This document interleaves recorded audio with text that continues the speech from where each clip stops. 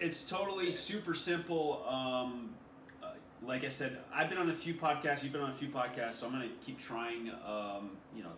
To kind of like work our way through it, but we can edit everything out. And we're not doing anything live right now. In the future, I hope I can do that. But yeah, right now it's just let's figure out how we're gonna do this. You got a good voice for it, man. Thanks. You too. It's so funny. Every morning, me and Holly were getting up, we're having our breakfast, and you're usually like the first person that pops up. So every morning it's Rick Jarman, Real Estate Old School. So we get a kick out of that. Somewhere I read, I went on YouTube, studied a lot of that stuff, because this is all new to me. Mm-hmm. And they said, you got so many seconds, tell them what you're going to have, whatever it's about, and then tell them who you are, and then get into it. So that's what I try to do. I forget sometimes. Yeah. No, I like it. Ask you a quick question. Sure. I've got something in my right-hand corner of my computer talking about updating or install. I don't want to do that, but it's hiding my picture. I can't tell. Let me see here. If I'm in it good or not. Well, there you go. I just moved my picture. There you go. Oh, there you go. Now. You good? Okay. I'm not high tech,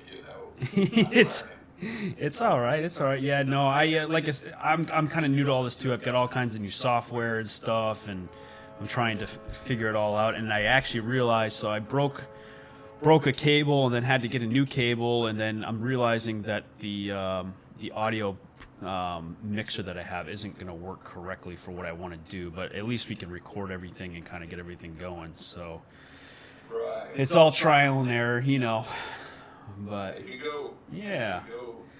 So so I sent you over a few of those questions, and the whole show I wanted to kind of make it very specific, because there's a lot of real estate podcasts out there. And this one I wanted to kind of focus on the first real estate deal. I know for you it's been a long time, like you were saying, it's been 40-something years. So if you count buying the mobile home, that was in 73. I just turned 18. Mm-hmm. I actually bought it before I turned 18, and then if you're talking the house, I was 21. So. Mm-hmm. Yeah, so it's quite a few years, and I've only been in this for 5 or 6 years, so it's new for me. I still super new, super green, but I guess we could just jump right into it then if you're all set. I mean, everything working on your end? You good? I'm good. Okay, perfect. Thanks, gravy, but the chicken. There you go. So I guess, we can jump right in. I typically want to have like a kind of to set the tone, basically who you are right now, so people have some context of who you are, how long you've been in things, kind of give a little background on that, and then what we can do is then circle back and unpack that first deal and kind of go through that. So I guess I'll leave it at that. Well, I can talk as much as you want, so you just kind of give me because I love to talk. No, that's fine. Just tell me when you're ready me to start telling you whatever. Okay. Well,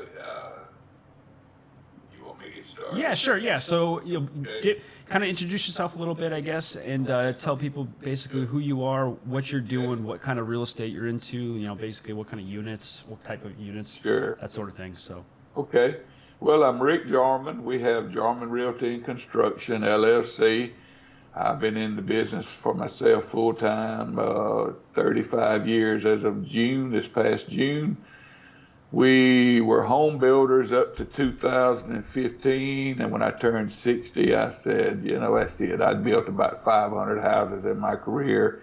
Plus, there were years that we remodeled or whatever we had to do to make a living. It all depended on what was going on with the economy. Mm-hmm. I loved home building, but, I have a son that I think that this month, a couple of days, he'll be turning 38. He works with me, and I wanted him to learn more about the rental property because he was running the new stuff, and there's a lot of stress. And even though we were not doing custom homes, I haven't did a custom home since 1998.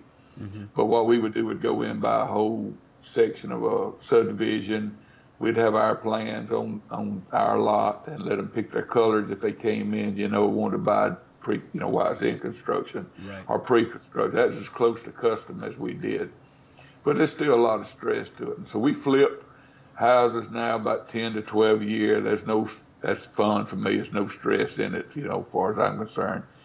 And we run single family rentals. We have 125 single family homes, 3 duplexes and 2 houses that are commercial buildings. And I buy and flip some commercial land. I buy a piece of land, maybe get it rezoned and, sell it, that type thing. But we've always leaned to single family. I've had some multifamily back years ago, as high as a 16 unit, but it just wasn't what I enjoy. I love everything about houses, and that's just my thing, Yeah, and I think it kind of complements, if you're flipping, if you do that for fun, definitely the single family homes kind of falls within that, because you can, if you decide that you do a flip and it doesn't work out financially, I guess you can just turn it into a rental and just keep adding. Oh yeah, it cuts the risk, if the market changes. This market can change overnight. I've seen it many times, but it's going good for a while now, so that's what we want. Yeah. But we learned a lot of hard lessons in 1998, or late 90s, so we were prepared for 2008, and we made it through that recession fine, because of our rentals and stuff. But me and old Donald Trump both learned some hard lessons in the late 90s. So. Yeah, I think a lot of people did, for sure. And I think a lot of people in the future, in the next couple of years, are probably going to feel the same type of pain, because it's getting frothy right now. Yeah, and I don't mean anything disrespectful about anybody out there doing it, because if you're trying to do this business, that's great. But right now, a blind man can do it. It's easy, but it has its moments. If you stay in it long enough, you're going to see some things change, Oh yes, yeah, definitely. I haven't lived through that yet, but I did graduate in '08 from college, so as soon as I got out, that's when everything hit. So I felt a little pain as far as the employment market goes, but I wasn't in real estate yet, so right. Hoping to learn from people like you. Well, I had just closed on $1.4 million worth of lots. Whoa. And it was tough, but I mean, we were able to pull back, work deals out with the banks, and we come out intact and everything good, but our rentals are really that's why I tell people, if you invest in affordable rentals, if the market turns, you're still able to rent them, because the working man, he's going to be working. If somebody has a high-end job and they lose their job, they got to move out and change their, status of life. But the working man, he's just going to keep on working, and he'll keep paying that rent. Yeah, and I totally agree with that concept, because I'm in the same boat. All of our rentals are C+, B- style, properties, and I think during a downturn like that, all the A-class properties, everybody moves down to a B, and a B moves down to a C. So at least in that C+ and B- range, you're pretty isolated from any kind of downturn. You're always able to rent them out. Exactly, and you said you've heard plenty of my videos. I always tell people, you're either buying or renting. It's not complicated. You're going to do one of those two things, and I say there's only so many people can live under the bridge, Yeah, for all the listeners, he posted on Instagram today a video in front of a bridge, and basically was saying that, there's no people living under that bridge. They're either renting or they're buying. That's it, but it's true, and what I see today, so many people try to overthink everything and try to make it more difficult than it is, And you may remember the little story I told about. I had this guy sent me some information, and he had ran all these detailed graphs on this house and was explaining everything, and he was talking about this and that, and I'm thinking, hell, buddy, I don't even know what you're talking about half this stuff.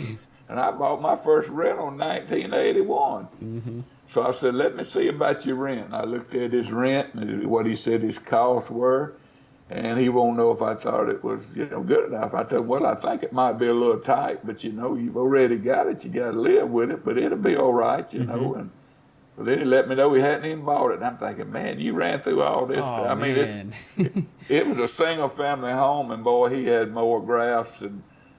That's crazy. Yeah, it is. Yeah, it's crazy, and honestly, that's kind of one of the reasons why I wanted to start this podcast is for that exact reason, because I was in that same boat where, for years you're running all the numbers and you're afraid to start the stuff and, take that plunge into real estate. And especially, I mean, if you're running it by a bunch of people and everybody says this might be tight, but you're going to make it, you just got to take the jump, and that's what I'm trying to get across to everybody.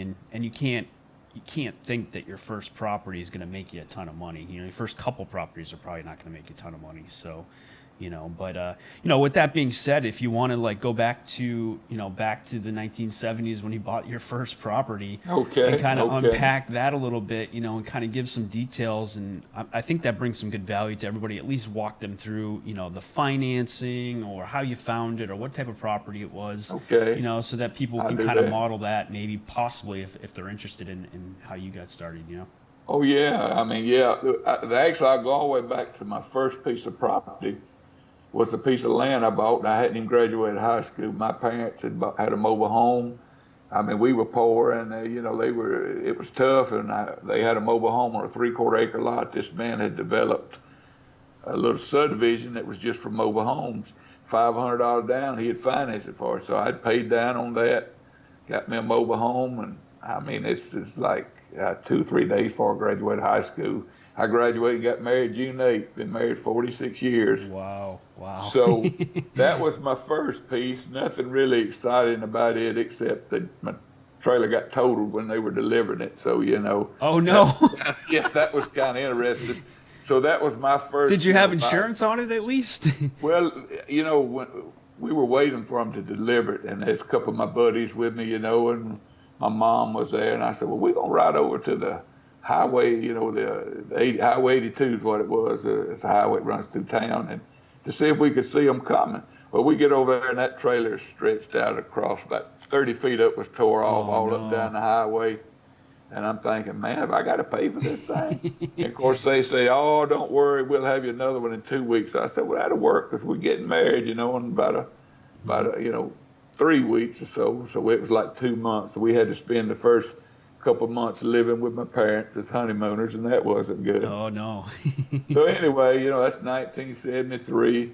I'm working, doing, carpenter work. I was actually a carpenter apprentice by then. Well, not when I got the trailer. When I got the trailer, I was working at a cabinet shop and then as a laborer on a union job. But fast forward to 1976, I'd sold my mobile home and I was looking for a house. And this guy approached me that worked at the university also, that another guy in his apartment had a house he's trying to sell. He said, look, if you will buy this, he said, I'll loan you the money, for the second mortgage to get it. I said, man, that sounds good. So we cut our deal, and I learned a good lesson on this because you got to realize I'm 21 years old and green as a cucumber. I had no clue. We went ahead and moved in. We're painting it up and everything, and just getting ready to have the closing date. So I contact this guy, and he goes to fish telling on me. He said, well, we decided we better not do this. I'm thinking, man, you the one put me on this. I've already moved. So, I'm thinking, so anyway, I get out and I hustle up and I find another man that wants to make some interest, and he loans me the money for the second mortgage. So basically I got in at zero down other than some closing costs. And, we're doing the work ourselves. We lived in it and we're fixing it up. We're not in it 2 weeks. The heating and cooling goes out, and it's in summer Alabama, boy. We're sleeping. So he backed out of it, just the financing side of things. He still wanted to sell it. Okay, so at least that kind of. He didn't own the house. He was just doing a second mortgage. But the guy that was selling me the house worked in his department out there at the university, and I worked in a different department at the university. Were you advertising to people and talking to people that you're looking for properties, or how did people? No, I was just getting started. This was just going to be my personal house. Of course, my plan was to fix it up, sell it, do that 2 or 3 times, and that's what we did in a period of less than 2 years. We moved into 3 different houses. Oh wow! So by the third house, we had the same guy that loaned me the money for the second mortgage on the first house. When I sold it, I said, would you be interested in doing it again? He said, sure. Because people got money, won't make interest. Right. And this is, there's something called usury laws, but I didn't have a clue about them then. He was hitting me with a high interest rate. But it made the deal happen, I guess what y'all would call hard money lenders now, but it was a high rate, but I got the house. So anyway, he did that on 2 houses. Well, by the 3rd house, I had enough to pay the second mortgage off, buy the $8,000 pay down the new house and money left over. And that's when I said, this real estate may work out. Mm-hmm. But it was by 19, that would have been 77 when we moved 2 times. But I didn't buy my first rental to 1981. Okay. So between that span, were you just basically live and flip type of things, or did you kind of just sit still once you got to that house and then mull it over a little while? Basically, I'm sorry, excuse me. No, sorry. Basically, like I said, I'm just, let's see, I was 24 years old by the time I bought my first rental, 25. So I was just working, trying to learn my job, putting my wife through college and all that stuff, and I had 1 baby and another one on the way. I always kid folks, we were married 7 years before we had children. It wasn't a shotgun wedding. That's what we used to call them down here in the South. Mm-hmm. But so I had a baby, and either the other one was on the way or had just been born. And so I'm reading an article in Reader's Digest magazine. I'm really dating myself now, but and it was an article called Beating Inflation with Real Estate. And it listed 3 books. And these were the first 3 books I ever bought on real estate investing. One of them was called William Nickerson, how he turned, and I'll tell you more about him later. But one was called How I Turned $1,000 into $5 million. Mm-hmm. The other one was a guy named Albert J. Lowry, was How You Become Financially Independent, Invested in Real Estate. And the third one was Nothing Down by Robert Allen. Well, I keep these 3 books today in my bedroom up on a shelf with, the bookends just to remind me where was I. Granted, it was so tough. My mother said, "What would you like for Christmas?" I said, "I'd like these 3 books right here." Because, I got all I can handle on my plate. I'm working my job, working side jobs, got my wife in school and 2 kids. It was tough. Yeah. But those books were the start of my career as far as learning. And I was doing maintenance for other people and remodeling on the side. So I was seeing the possibilities of what real estate could do for you, more than just working on them. Well, yeah, and that's what it seems like. You were tasting it while you were doing everything else. And Yes. over time, you finally made it your full-time gig. But it took years of tasting, trying the maintenance, trying the flipping, the live and flipping, all of that stuff. I guess you're what they call a modern-day hustler back then, with a bunch of side hustles. Well, everything is I couldn't have planned my career to work out better than it has for what I do. 11th and 12th grade of high school, I did construction work, and I loved it. I found out that's what I want to do the rest of my life. We were building houses that summer. Girl I went to school with, it was her dad's company. So basically, since then, all I've ever done is construction and, houses and everything related to it. And in fact, I did a video today, about it. When we first got married, my wife and I was working in a cabinet shop. That was the first construction job I could get. I was making $1.60 an hour, which was minimum wage. He gave me a nickel when I got married. Well, I had worked all my life and saved money. I probably had $5,000-6,000 saved, which was a lot of money back then, but I'd worked all my life. And I'm just right out of high school, not a month. I said, this is not going to get it. I got to find something better. But anyway, we were on break one day, and they were talking, and without thinking, I said, one of these days I'm going to build houses, and boy, they got a laugh out of that, and kind of hurt my feelings, you know what I mean? Yeah, but that's some good motivation right there. Well, that's what I was going to say. So you could fast forward it. That was 1973.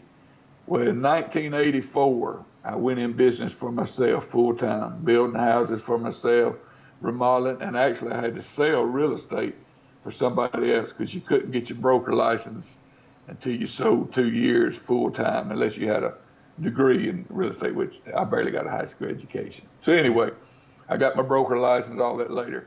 But anyway, by 1984, I'd been at the university 10 years in maintenance, housing maintenance, worked in the dorms and rental property. What better training, you know? Oh yeah, totally. And so I was the German level there. I left that, and so I worked at the cabinet shop. It was 1973. So fast forward to 1993, I'm building so many houses and flipping and buying rentals. My cabinet man can't keep up. So I need another cabinet man. So you can guess who I went and talked to.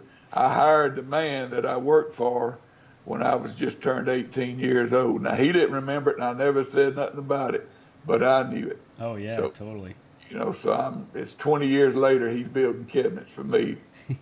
So that's full circle. That's some good motivation. It. Oh, for especially people that are just starting out and they're even haven't done a deal yet or just got their first deal. It takes some time, but it all comes full circle, like you're saying. You know, it's really crazy. You just can't let whatever the station of life you're in hold you back. I mean, there's a lot of people out there that think because they don't have a college degree or whatever, but you know, the thing about real estate investing, I've never had a banker say, well, what was your, you know, where'd you go to college, or right. what was your grades in college, and I never went, or what was your grades in high school? Hell, they don't care nothing about that. They just want to see your credit score and what you're making. You're going to pay the bills, you know. Right. So that's the great thing about real estate. It's an equalizer, you know. It's nothing about your standard of life, you know. And I tell folks, you know, we live pretty good. We've got a good life, and but my dad had a complete mental breakdown when I was 3 years old. And I didn't find this out about 2 years ago, but my brother, I was asking him about a house that my parents had lived in because I owned some rental houses near it. And he was telling me that when my dad got sick, you know, back in the 50s, would have been about 1958. I was 3 years old. Your mother didn't work in those days, you know, and my mother didn't even drive. And so when Dad got sick and had to go in the VA hospital, he was disabled veteran, you know, he from the World War II, and he just had to break down. Well, they lost their house, they lost the car. We were homeless. My mother and I moved in with one of her sisters, and my brother moved in with another sister, and for 9 months to a year, we were homeless. And I'd always wondered why my mother had worked like she did to keep a roof over our head. And that was why. Of course, we had to work. You know, I mean, we had to go to work early. I tell folks that where I live now, I think I've shared with you, if you're a football fan, Coach Saban, Alabama's football coach, lives 3 houses up from me on the left. So oh, no way. I did pretty good for old boy with no education, and it's been all through real estate. But when I was 14 years old, I had an uncle got me a job working with the city of Northport on a garbage truck. Now, that's, if you wonder where your life's headed, you working on a garbage truck, that's, but you know, that's why I tell folks, you can't let things, nothing's forever. Just keep working, studying, learning about the business that you've chosen, and anything's possible. Yeah, so 100% agree. 100% agree. We've had a, you know, I've developed property. I did a little of all of it. I've just enjoyed it. It's been a great career. We're not through yet. Yeah, exactly. Well, I mean, that's a good testament to, you know, excuse me, like a lot of people say that there's like two factors with becoming successful. One of them is, you need to have a really good plan. And I think real estate is the number one plan that's just, I mean, it's performed for hundreds of years. It's the number one plan, you know. And then the other one is work ethic and hustle and working your butt off, you know. Even if it takes you 10 years to finally start, you know, quote unquote making it, at least you have the right plan and just have to just keep working at it, you know. And that's exactly what it sounds like you did, you know. Even if you just kept tasting it, you know, the woodworking and the property management and all that stuff, eventually, you know, it all paid off for sure. Well, we've enjoyed it. It's you know, like I said, there was a time in the 90s I had a property management company that managed other people's property too. Now we just manage just our stuff, you know, and I have a full-time maintenance man. I have a lady that's my office manager that helps with the property managing, and I still approve every application but I don't get involved in the day to day. If I go knock on your door, it ain't good usually. So just for all the new real estate investors, how long did it take you to get to a point where you are out of the day to day and have kind of outsourced it to staff and that sort of thing? Did it take the 40 years, or you've been like that for a while?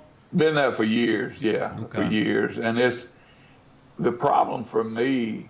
It's hard for me to pull back. You building and everything else is you just want to keep going. I mean, that's why I tell people. I hear young people say, well, when I get 40, I'm just going to sit back and go to the beach or whatever. Right. Passive income. No, let me tell you, when you work your butt off to get there, you're not going to walk away, because if you're that type person to get there, that drive is still there. I love it as much today as I did the first house I ever bought. Yeah, I know, and a lot of people don't realize that if they want to sit on a beach with passive income, that's a different mindset and work ethic, in my opinion, than somebody who's actually going to be able to afford to sit on a beach, but they don't want to sit on a beach because they're married to their job. They like what they do, and it's not even work. It's not even work for them.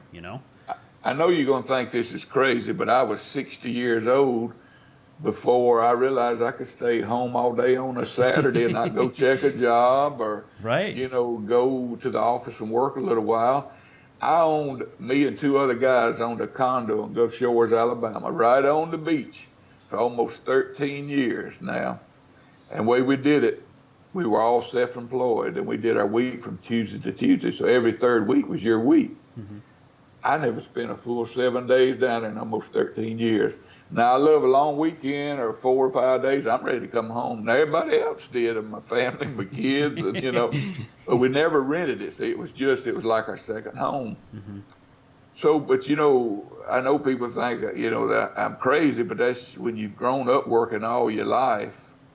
And I still have dreams of things I want to do, I set my goal when I was fairly young that I wanted to have 200 rental houses and be worth $12 million. Mm-hmm. And how I come up with that at the time, I think it was like $600 a month per house. 200 houses was $12 million. There you go. That's what I want, Right. Really complicated. Mm-hmm. Well, I tell folks I may not make the 200 houses, but I'm getting pretty, it may be all right on the other part. I ain't there yet, but we're getting, hope that was before I retired. That was my goal, want to be, and I hadn't retired yet, so. So you have 125 now, but have you sold off a bunch? So you've probably owned over 200 over the course of your life. Oh, yeah, over the years, you buy and sell. Like I said, in the late 90s, I had to sell off stuff, and you do whatever you got to do to keep going, and, but see, I also got hit there was a bad tornado in Tuscaloosa in 2011. If you look it up, we had 7,000 and something structures destroyed here in Tuscaloosa. Well, I personally lost 24 rental houses total. Wow. And I had like a $2 million claim. So we did all of our own work, though, fixed them back. So I had to replace those houses, see. And what people got to understand, it's not just the number. I mean, I could have 400 houses, but if I'm splitting it with 4 people, Mm-hmm. It's not just it's who all you splitting it with, and at what point you start getting them paid for, and Mm-hmm. it adds up pretty good. Yeah, no, totally. Like I said, I can't spell, but I can add like hell. Yeah, I mean, I know I would rather have 10 houses that make me, X amount of money versus having 400 that make the same amount of money. Oh yeah. It's just more headaches. It's more it's all about the bottom line, what money's going in your pocket, in my opinion. Well, I'm sorry, I didn't mean to interrupt you. That's all right. People ask me all the time, they say, well, where all do you go out of town? And you've heard me talk about this.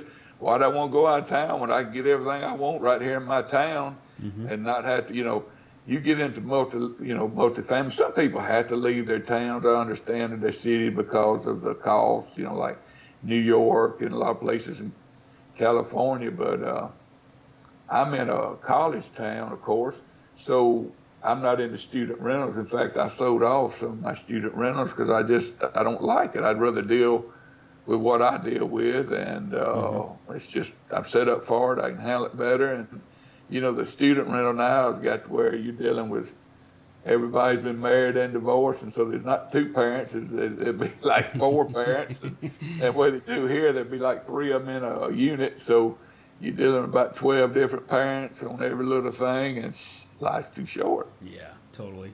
Well, that comes with experience too. You had to dabble in different, types of real estate to find what actually, you liked. I mean, you like building, you like flipping, you like, regular single family homes. You don't like student housing, you don't like multifamily, and it just takes some time over, the course of, for you, 40 years, that's a lot of experience. And I feel like that's what stops a lot of people is they don't know where they want to go, but they haven't even taken a step to try something. So, just at least get a single family home and get your feet wet, see if you like it, so it's very, very interesting.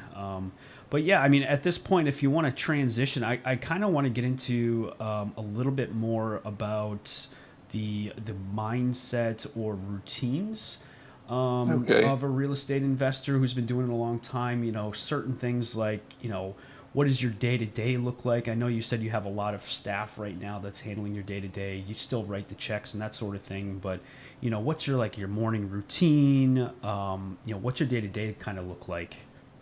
Well, to kind of break it down, I've always used to have to work. Before I went full-time 35 years ago, I worked on the side a lot. So you'd work your regular job, then you'd go work half the night somewhere. So I learned to get by on 4, 5, 6 hours of sleep. So to this day, I only sleep 6 hours. So if I want to sleep to 7, I got to stay up to 1. It's just how it is. And and I'm a night owl, and I know you are. I see you at the gym, and 4:30 every morning we get up. I just want to know one thing before I go any further. Sure. Do you have to drag Holly out to go, or is she ready to go with you? Honestly, it depends on the day. Some days it's me dragging her out, and some days she's dragging me out. But I think it works perfectly because the days that I don't want to get out, she's ready to go. So I've gotten to feel like I know both of y'all just from your videos and stuff. It's great. That's just what's so great about this. When I was learning, you'd have to read a book, and then they came out with VHSs. You could buy some, tapes on this stuff, or VHS on it, or cassettes. I used to record some of those infomercials on mine and put them on and go to bed listening to them just to keep me motivated. But anyway, back to my daily routine.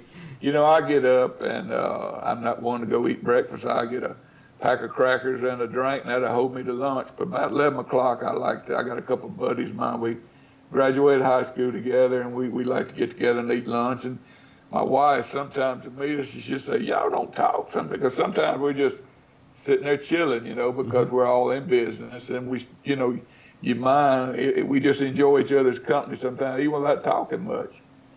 But I get up and I usually go to the office first for a little while, and then I like to get out and see if there's something I can ride by and look at.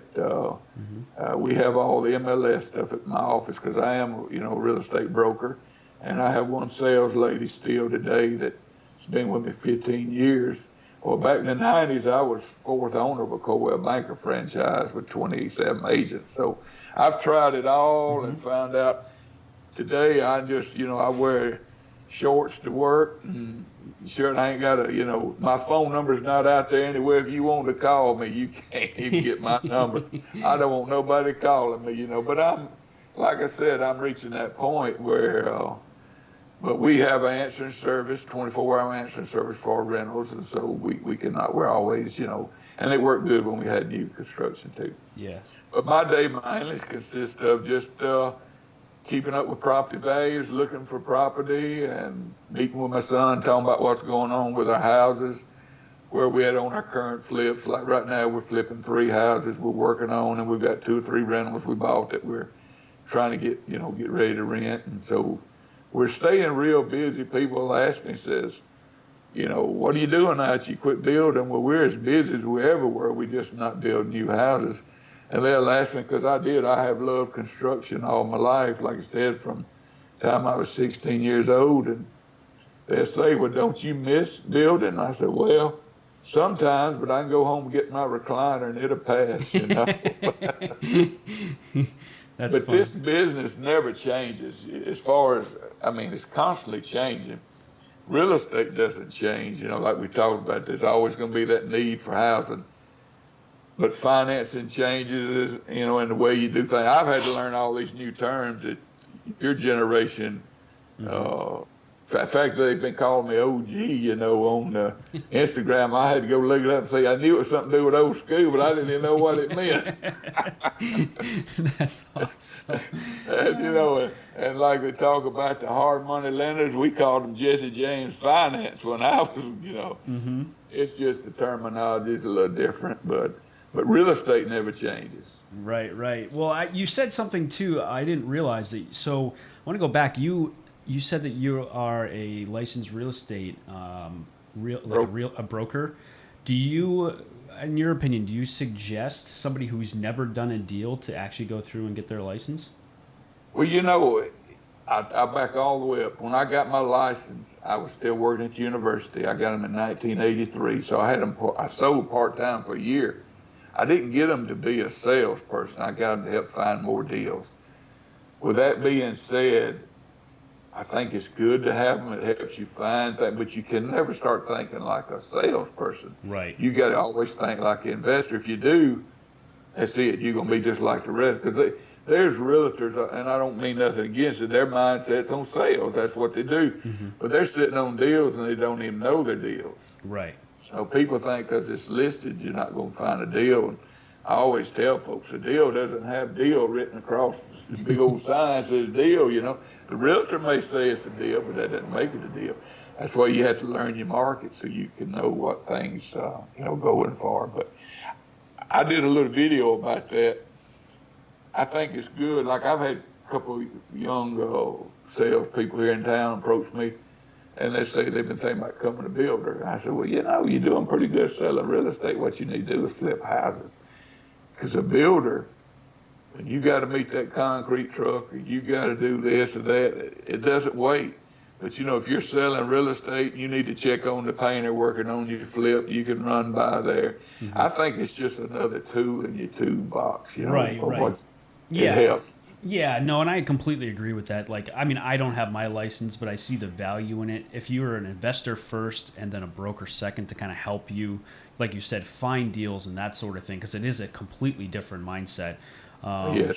And, for me, the reason I never got it was because I figured, all of the licensing and the classes and all the time that I have to do to put in to actually keep and maintain that, there's a lot of time taken away from actually finding the deals, in different ways. So I never did, but I can see some value, and I think it helps people educate, newbies, particularly, about how the market works, certain criterias, the laws, that sort of thing. And then, of course, they get access to the MLS, and they can walk into pretty much any property that's for sale and kind of check it out as a, quote unquote investor, not an actual realtor. So I agree. And on the flip side, there are some negatives, as far as disclosure. You're under different scrutiny as a licensed real estate agent or broker. But like I said, I think it helps, and I don't recommend doing it if you're not going to actually try to use it to make a little money. I mean, it helps. To me, this business is about doing it full time. That's what it was always for me, because I punched the clock. For somebody else from the time I was out of high school, 73 to 1980, so 11 years. Excuse me. But now my son will be 38 in a couple of days, and he's never punched the clock for nobody. He's worked for us in the business. That's awesome. And that's what you want, And I listened when I was growing up, all I heard was from my uncles and stuff that worked in plants. Get you a job with benefits. Get this. Well, you can't eat them benefits. Right. I mean, and you limited, when you're doing something for yourself, the sky's the limit. But it's not for everybody. And right. And I always tell folks that. Yeah, no, and I think, people who think like that, I mean, no offense, or it's not a, it's just a different mindset. I mean, they're more in looking for safety versus looking for the upside. And that's good. It takes all kinds, because somebody's got to rent these houses. Right. If everybody was doing it, we wouldn't have nobody to rent the houses. Exactly. Bob, Yeah. So, well, I guess, we're kind of getting close to the end here. I kind of want to, shift gears into like the final basic discussion here. So I mean, there's a few things we could touch on real quick. Right now, I guess if you want to just talk a little bit more about where you see yourself going in the future. I know we kind of touched on it a little bit, as we've been talking, and you're sticking to flipping and that kind of thing. But even if you want to talk a little bit more of how your market's doing and where you think it's going right now, I know up here in Boston, there's cranes everywhere. It's over frothy. Rent's going up every month. It seems like we're definitely at the top of a market cycle. But if you maybe want to talk to that, and then maybe we can kind of wrap up after that.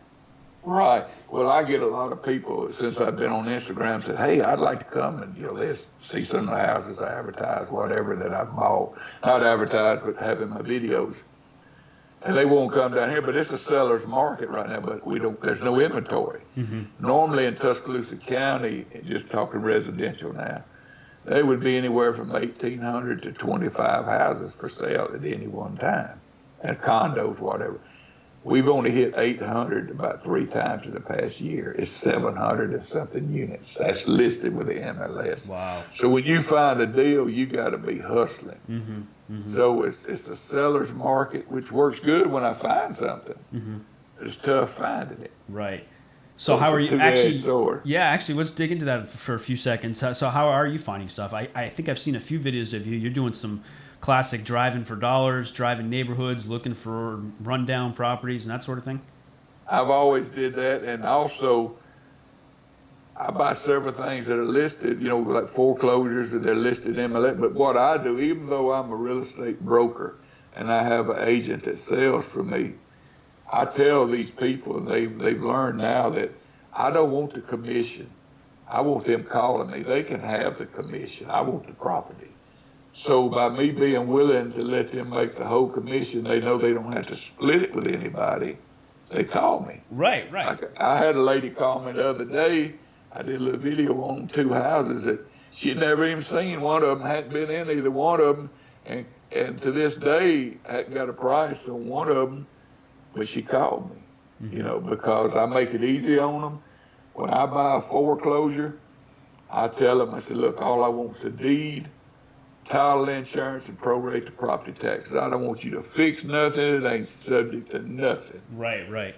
It's easy because the mortgage companies, they're not in the business selling houses. They loan money. Mm-hmm. So they don't want those, So if you can do that and you get some deals out of them, I've had some pretty good deals. But that's the way I do it. I try to make it as easy as and I do that even if it's individual selling a house. I make it as easy as I can on them. Mm-hmm. I'm not going to have a home inspector come in and make it 10 pages of repairs. I take it I tell folks, if you got a good roof, a good heating and cooling, your electrical service is not bad on the outside. The rest of it just can be dealt with, Yeah. If the floor is rotting around the toilet or the tub, they all are. Older houses, they've all had some water damage or some termite damage, like in the South. So mm-hmm. I just take them like they are, But you always want to put you some contingencies, like if you're getting finance, contingent on your financing, that kind of stuff. But right. Most time we make it easy on them.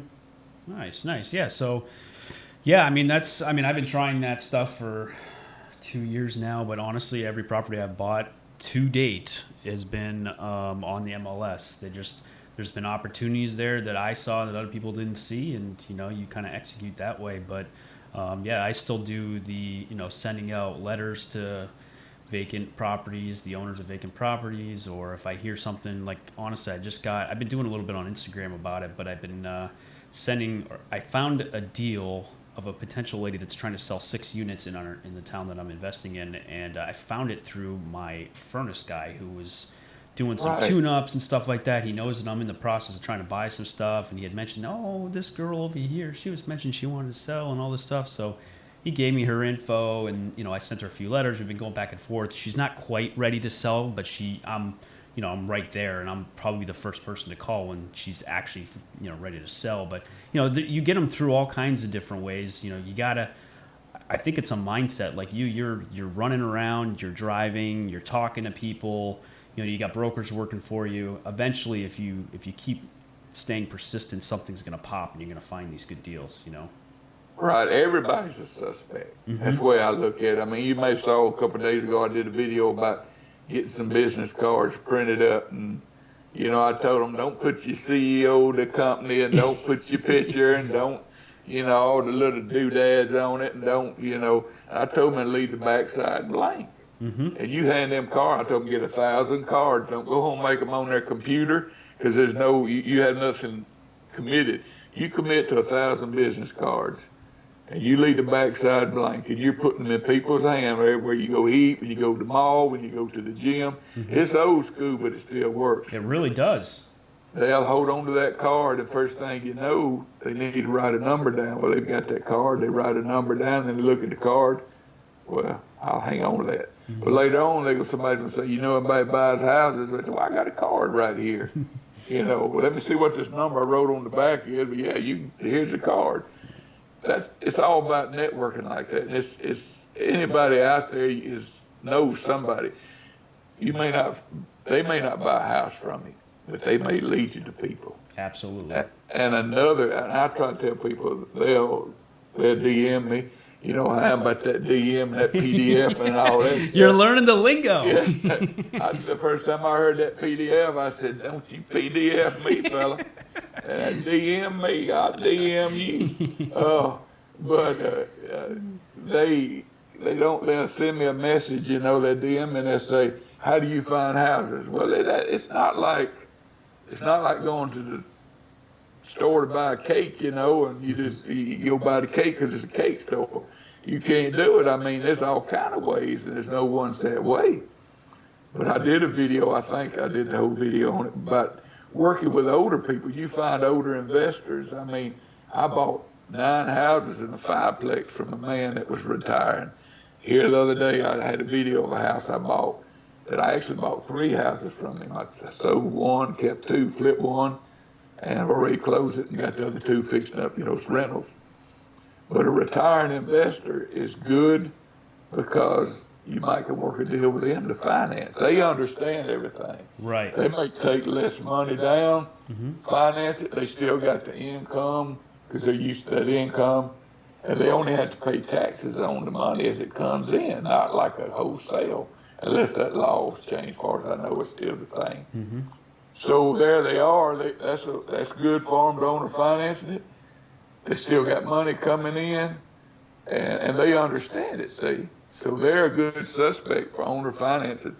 And if they're not wanting to finance and they're wanting the money, they're still good because a lot of times there's no debt on it, and they understand the whole process. And oh yeah, definitely dealing with a seller that understands the process and have been doing it for years. It makes it easier. I mean, that's exactly how I found my first 9-unit apartment building. It was a retired, or they wanted to be a retired real estate investor and realtor, and they seller financed most of it to me because they knew how it worked. They were looking for the income, but they were sick of the headaches, and I was a solution to them. So you got to kind of think of that too as you're looking for properties: is how can you bring a solution to the potential buyer? It could be they don't want the headaches anymore, but they want the income, or there's a number of things that you could do to kind of solve problems for whoever you're talking to about their property. So right, and don't be afraid to offer them a higher interest rate, because you got to remember they're only going to get a point, maybe a point on a good day, a point and a half.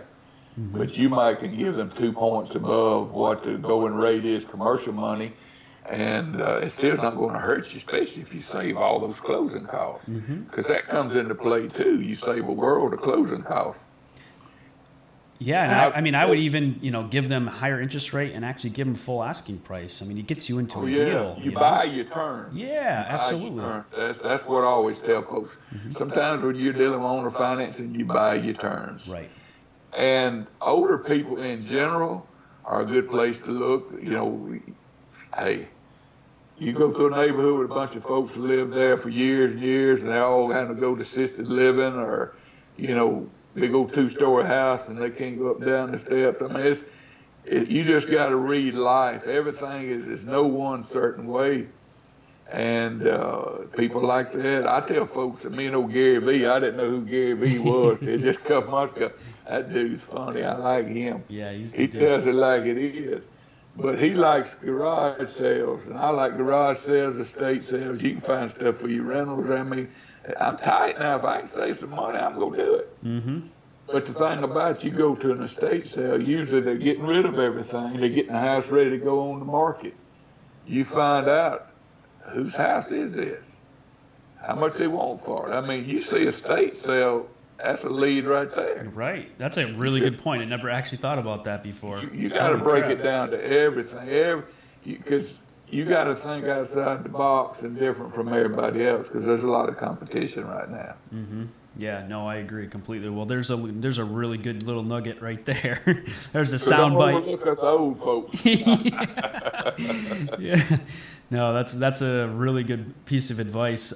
So yeah, I mean, again, we're getting to the end here. I kind of want to shift into the ending here, and I guess, I mean, the only thing that I want to cover now is kind of like let people know that are listening, you know, where they can find you, where they can reach you. I know we've referenced Instagram a lot. That's how we connected. You know, we've been going back and forth on there for a couple months now. You know, a little plug for Rick. He's been putting out videos, a couple videos a day about everything real estate. But yeah, I'll let him kind of tell you where you can find him. And I highly encourage you guys to follow him on Instagram, because you'll definitely learn something every day.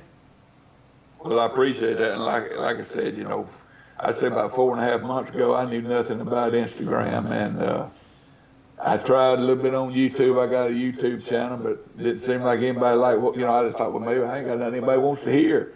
And I started out going to do a podcast, because my son introduced me to a podcast about 2.5 years ago, the Bigger Pocket Podcast, and I got to listen. I said, well, hell, I did a lot more of that stuff. I know as much. I could do me a podcast. Then I done had a place lined up to host it, and you know, I'm learning all this as I go. Nobody to ask, and I said, it's a lot of work. I don't think I won't do this. So that's when I did the YouTube channel, and I only had a few people to follow it, and I wasn't doing it right, and I'm still not. I upload on it now just what I do on Instagram, but just for a history. But the whole way this all came about is my son, I've always been telling him I'm going to write a book, and he said, well, Dad, you need to write a book. And he said, well, that may be a way to get started, you know, right? He said, you need to write some of this stuff down for me, Dad. That could be a start to your book. So that got me to thinking, so I started all this just kind of help my son and my son-in-law and my family, because if you think about it, I have nobody to tell none of this stuff to. Mm-hmm. You know, I got a couple young guys here in town that'll call and want to pick my brain. I'll tell you buy my lunch. I'll tell you whatever you want to know. You know, because I'm not trying to sell anything, you know. Not saying down the road I may not want to do a seminar or something. You know, I'm a businessman, so I think like that, you know. Something with 20 people for X amount of dollars. I'm already thinking about it, you know. Nice. Because I like to make money, don't get me wrong. But I have people now say, what would I charge an hour? I'm not interested in it. I want to help as many people as I can. But to answer your question, I'm talking in circles here, I guess. But I'm doing this to help people, and it started out to help my son and whatever. Like I said, he introduced me to the podcast and Bigger Pockets, and I said, hey, folks did 2 or 3 deals, and they think they're an expert. I said, shit, they need to write it out for 35 years and see the good and the bad and the ugly, you know, when you're paying 17, 18% money on construction loans. And I remember when 12 adjustable was the best we could get for people buying houses. So it's great right now. I mean, and people just, they don't. I had one guy tell me, they said, well, back then, the houses didn't cost as much. I said, yeah, back then we didn't make no money either. Right. It's all relative. It's all relative, yes.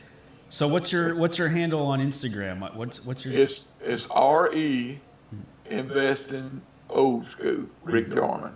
There you go. It's Real Estate Investing Old School, Rick Jarman. I had to do RE because I couldn't get it all in there. There you go. And you guys, I'll add all his contact information to the show notes. Make it nice and easy for you guys. Again, I highly recommend you. I'm going to have to go check out your YouTube, because I didn't even realize you had a YouTube channel. So it's a lot of the same stuff I did. Now, I'm trying to change the name on it, but you can only do it every 90 days. That's how new I am on it. So, oh, yeah, okay. You only allow 3 changes, and I've been playing with it. But on my Instagram, I made a commitment, and so far I've been able to do it. I put out a video a day. I try to do at least 1 a day. Some days I do 2 or 3, just depending on. But when I discovered Instagram, when somebody said, well, you ought to try Instagram. Well, I got seeing how I could just pull over and tell what's on my mind and get back, crank her back up and get on the road. I like that because I don't script anything. If you've heard my stuff, it's whatever's on my mind. The furthest ahead planning I've ever done. That's why I don't need to do a podcast because I don't like any. I have people now say, "Can I talk with you on such and such?" I don't like to commit to nothing no more but 11 o'clock lunch. But anyway, so Instagram. Thanks, Chad. There we go. And then stop.